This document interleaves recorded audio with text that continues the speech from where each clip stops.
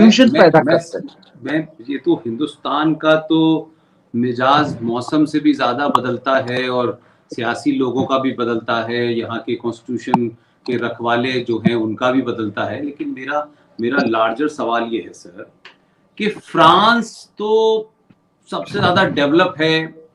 France में कोई हिंदू संगठन नहीं है। फ्रांस में किसी किस्म की कोई रोक टोक नहीं है। फ्रांस के पास तो दुनिया के सबसे बड़े जेट राफेल भी हैं, एक मजबूत सेना भी है। फ्रांस सिक्योरिटी काउंसिल का परमानेंट मेंबर भी है। फ्रांस के अंदर कोई ऐसा नहीं है कि वो अंडर डेवलप हो तो वहां साहब बड़ी मजबूरी हो।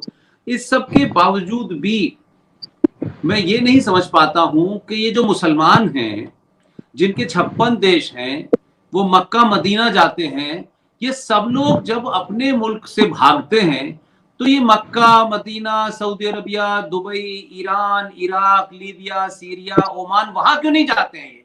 ये वहां क्यों जाते हैं जहां इस्लाम की हुकूमत नहीं है, इस्लाम के मानने वाले नहीं है, कहीं बाइबल के मानने वाले हैं, कहीं गीता के मानने वाले हैं, कहीं राम। ये जो बात मैं इसलिए पूछ रहा हूं कि पूरी दुनिया में जहां जहां से ये इस्लामिक जिहादी भिखारी की तरह पहुंच जाते हैं, बिन बुलाए पहुंच जाते हैं, आखिर इनको यूरोप या डेवलप कंट्रीज ही क्यों जाना होता है? और फिर उस डेवलप कंट्रीज को तहस नहस करके, जैसे ये खुद जलील लोग हैं, बदसूरत लोग हैं, हर सभ्यता और इस देश में, दुनिया में जितनी भी डेवलप चीजें, हर चीज से इनको नफरत है, तो ये वहां क्यों जाते हैं? मेरी ये सवाल समझ में नहीं आता। और यूरोप को ये सवाल पूछना चाहिए भाई कि हमारे घर भी आओगे और फिर हमारी बदसूरत करके कहोगे कि जैसे हम बदसूरत हैं वैसे तुम भी देखो। तो ये क्या सवाल है? पाकिस्तान से कोई भागता है, अफगानिस्तान से कोई भागता है, तो भाई इस हिंदू स्टेट में क्यों आ रहे हो जहां 95% हिंदू हैं? फ्रांस में क्यों जा रहे हो जहां 95% क्रिश्चियंस हैं? ये जो मानसिकता है, इससे मुझे लगता है सर कि ये एक कोई प्रयोग नहीं है, ये एक तरीके का सेट पैटर्न है कि जहां खजूर पैदा होती थी, जहां बीरान होता था, जहां कोई ग्रीनरी नहीं होती थी, जहां लाइफ नहीं है, ये शायद वहां से निकल करके अब पूरे उस यूरोप को जो डेवलप है, अपनी संस्कृति के माध्यम से उस पर कब्जा करना चाहते हैं। इनको बहाना चाहिए, कहीं किसी बच्चे की हत्या हो गई, कहीं कोई गाड़ी से एक्सीडेंट हो गया। ये जो कर रहे हैं, ये मुझे नहीं लगता कि ये अकस्मात है, ये एक पूरी दुनिया में सोची समझी रणनीति है। और दूसरी एक बात और कहना चाहता हूं, इतना सब कुछ हो रहा है, लेकिन कोई मुसलमान पूरी दुनिया से माइग्रेट होकर चाइना क्यों नहीं जाता? आप ये आपका सवाल अच्छा भी है और जायज भी है। और मैं इतना ही कह सकता हूं कि ये मानसिकता जो है ये उत्पन्न होती है दारुल हर्ब और दारुल इस्लाम से। हर मुसलमान को ये सिखाया जाता है अपने मदरसों में, अपने परिवार में, दारुल हर्ब और दारुल इस्लाम, बिलीवर और काफिर। तो उनकी मानसिकता ये है कि ये सब कभी न कभी पूरी दुनिया पे इस्लाम का राज होगा। और हर मुसलमान का, कुरान ये बात कहता है कि हर मुसलमान का ये कर्तव्य है कि वो जिहाद करे और दारुल हर्ब को वो दारुल इस्लाम बनाए।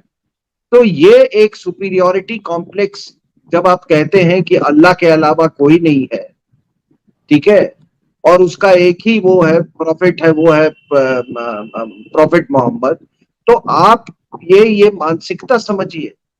वो कोई, मैं जैसा कह रहा हूं कि वो कोई इंफीरियोरिटी कॉम्प्लेक्स से नहीं जा रहा है। अभी क्या हो रहा है कि मैंने ये भी कहा कि एक तरह का ये क्रूसेड है। आखिर इसी इसी यूरोप की धरती पे क्रूसेड लड़े गए हैं और वहां से इस्लाम को वापस होना पड़ा था, क्योंकि वो उनकी जो उनको शिकस्त मिली थी वहां पे। तो वो शिकस्त देखिए, इनका जो टाइम लाइन है और इनका जो समय का सोच है, वो समय का सोच हमारे और आपसे बहुत भिन्न है। और जहां तक आप कह रहे हैं कि डेवलप्ड सोसाइटीज की बात, तो इनकी तो शुरू से वही रही है। आप देखिए, जब जब इस्लाम चला अरेबिया से, जाहिल लोग, जाहिल, बिल्कुल बिल्कुल जाहिल लोग रेगिस्तान का इलाका, न खाने को खाना, न हरियाली दिखती नहीं थी। वो मक्का में जो जमजम था, उसके अलावा आप देखते हैं कोई सऊदी अरेबिया में आपने कोई नदी देखी है? सऊदी अरेबिया में कोई नदी नहीं है। वहां से ये निकले। अब वहां से जब ये निकले तो आपको मायने बाइजेंटाइन कैप्चर किया, उसके बाद ये पर्शिया चले गए। पर्शिया एक बहुत उन्नत सिविलाइजेशन था। तो ये पुष्पेंद्र जी, जब इन्होंने ये वहां के महलों में घुसे, जब कब्जा करने के बाद, तो इन्होंने जब ये सब पूरा ये बिल्कुल कारपेट्स और ये शैंडिलियर्स ये देखे, ये तो पागल हो गए। कई दिनों तक ये बस लूट में ही लगे रहे। और इसीलिए कुरान जो है कि लूट की इजाजत देता है, इसीलिए कुरान लूट की। तो देखिए, जितनी विकसित संस्कृतियां हैं, जितनी विकसित आर्थिक व्यवस्थाएं हैं, उन सब को इस्लाम से खतरा है। और ये जैसे मैंने कहा कि जैसे ही ये फ्रांस या किसी देश के तट पे पहुंचते हैं, या अपना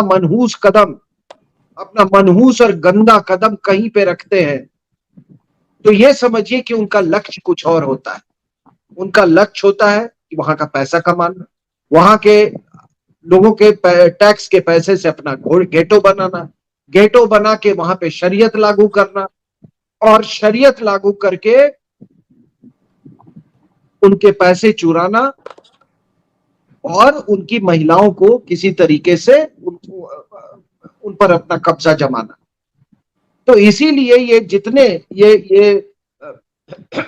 ये जो रिकटी बोट्स पे और ये नावों पे वहां पे पहुंचते हैं फ्रांस में या इटली में, एक फिगर के मुताबिक इटली में 450 लोग, 450 ये मुस्लिम शरणार्थी रोज आते हैं। और सबसे बड़ी बात है, क्योंकि इनके यहाँ इनके कॉन्सेप्ट में हूरें दो ही जगह मिल सकती हैं, या तो जन्नत में मिलेंगी या फिर यूरोप में मिलेंगी। अपनी हूरों को तो पता नहीं क्या मतलब, वो आपको मालूम है, उनको तो पहले ही से काले कपड़े में ये ढक देते हैं। बाकी दूसरों की बेटियां और बीवियां इनके उसको अपना ये प्रॉपर्टी समझते हैं। तो ये मानसिकता ये 1400 साल में बदली नहीं। कुरान जब नहीं बदला तो मानसिकता कैसे बदलेगी? और सबसे बड़ी बात यह है कि आपने ये भी कहा कि आप देखिए लीबिया में कुछ हो रहा है, वो भी यूरोप जा रहा है। अच्छा, जाना बहुत आसान है, because they just have to cross the Mediterranean. उसके बाद ये आपको मैं कह रहा था मेडिटेरेनियन ये को क्रॉस करना बहुत आसान है। लेकिन आपने बिल्कुल सही कहा कि ये सऊदी अरेबिया जो इतना बड़ा हज का सेंटर बना हुआ है और इतने लोग आते हैं, अभी अभी हज का खत्म हुआ है, अभी हज खत्म हुआ है, दुनिया से इतने सारे बड़े बड़े ये टेंट बनाते हैं, बड़े बड़े टेंट का निर्माण करते हैं ये हजियों को एकोमोडेट करने के लिए। तो ये क्या इनके लिए ये बड़े बड़े टेंट नहीं बना सकते थे? तो आपने बिल्कुल कहा, सही कहा कि ये बिल्कुल प्रायोजित है। और मैं आपको इसका एक उदाहरण दे रहा हूं कि 1970 में ये यूरोपियन देशों में, आपको मालूम है जब तेल के दाम एकाएक बढ़ गए थे, तो यूरोपीय देशों ने इसके साथ एक समझौता किया था कि आप हमको सस्ते दाम पर तेल देंगे। एवज में अरब लीग ने इनको कहा था कि हम आपको सस्ता तेल मुहैया करवाएंगे, लेकिन हमारे लोग आपके यहाँ जाएंगे और उनसे ये उनसे मत उम्मीद कीजिएगा कि वो आपके संस्कृति का हिस्सा होंगे। तो बिल्कुल ये प्रायोजित तरीके से है। और जहां तक ये समावेश का सवाल है, यूरोप में कोई सवाल ही नहीं उठता साहब।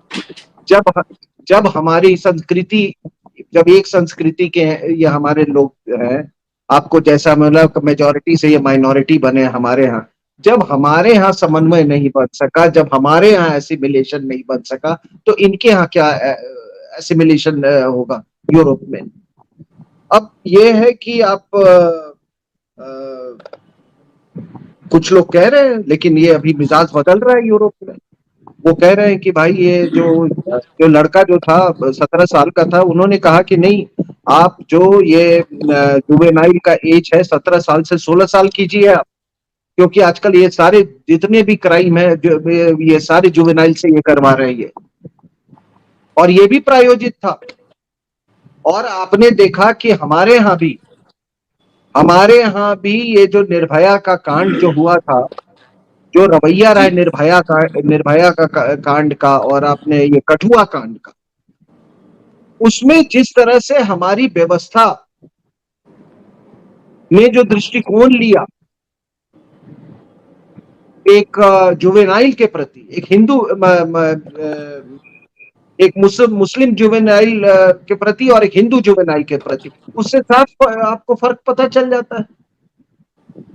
आज तक किसी ने निर्भया केस में उस मुस्लिम जुवेनाइल का नाम नहीं लिया। और आपको ये भी बता दूं कि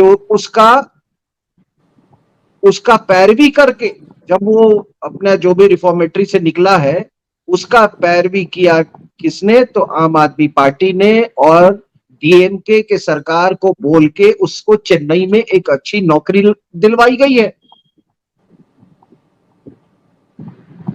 तो मेरा हमेशा से ये मानना है कि जो निर्भया कांड भी जो था हमारे यहाँ, वो भी एक प्रायोजित घटना थी। दूसरा कि ये भी लोग कह रहे हैं, इनका अपने योगी साहब का बहुत वहां पे चर्चा हो रही है। कुछ लोग हैं जो इनको फॉलो करते हैं, वो कहते हैं कि जो उन्होंने जो कठोर कदम उठाए हैं, हमको मतलब यहाँ भी होना चाहिए। वो कहते हैं एक तरफ ये अपने आप को अपने देश का नागरिक नहीं मानते, दूसरी तरफ ये यहाँ की संस्कृति में सम्मिलित नहीं होना चाहते, और फिर भी वहां के जितने वेलफेयर स्कीम्स हैं उसका हिस्सा बनना चाहते हैं। जो वहां पे वो बेरोजगारी भत्ता मिलती है, पूरा का पूरा परिवार लेता है, तो वो कह रहे हैं कि भैया इनको वंचित करो इससे। ये हमारे यहाँ आगजनी कर रहे हैं, पूरे देश में इन्होंने आग लगा दिया, और आप इनको वो वेलफेयर हाउसिंग स्कीम का आप इनको फायदा पहुंचा रहे हो, इनको डोल दे रहे हो। तो ये भी ये है। अब इसका असर तो पूरे यूरोप पे हुआ है। हंगरी के जो प्रेसिडेंट है विक्टर ओरबान, उन्होंने पहले ही कहा था कि वो उन्होंने बयान दिया है कि मैं पहले से कह रहा हूं कि ये मल्टीकल्चरलिज्म जो है ये बिल्कुल बकवास है। और उन्होंने कहा कि हम चाहे यूरोपियन यूनियन कुछ भी बोलते, हम एक भी मुसलमान नहीं लेंगे यहाँ पे।